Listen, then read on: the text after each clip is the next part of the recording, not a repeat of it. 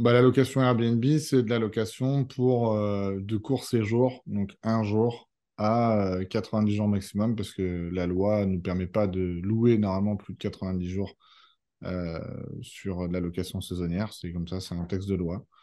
Donc du coup, c'est pour à qui c'est destiné. Donc c'est à destiné à soit une clientèle touristique, soit une clientèle particulière qui va venir en déplacement pour voir de la famille et tout ça, mais qui n'a pas un but de tourisme, ou soit une clientèle professionnelle, donc des ouvriers, des cadres qui sont en déplacement et qui vont devoir louer un appartement au lieu de louer un hôtel en fait.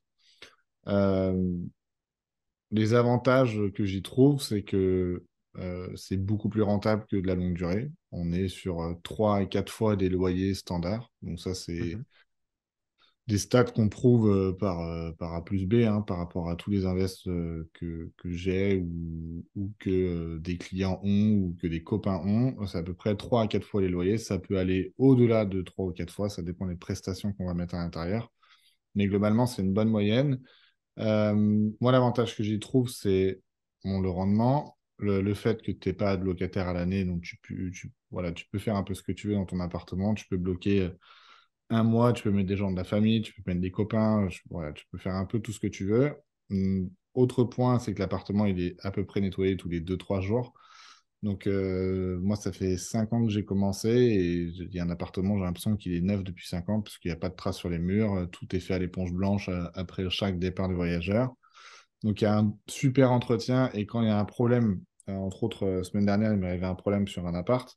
J'ai pu être réactif très rapidement et je pense que si demain j'avais eu ce problème-là sur un locataire en longue durée, et ben, je pense qu'il aurait peut-être attendu que le problème s'aggrave, tandis que là, vu que c'était une clientèle de passage qui était là vraiment pour passer un bon séjour, bah, du coup, ils ont dit, bah, là, il faut vite le réparer, et du coup, même pas 6 heures après, c'était réparé. Donc, c'est bien, donc du coup, ça te permet d'avoir, je dirais, un bon entretien de ton appartement.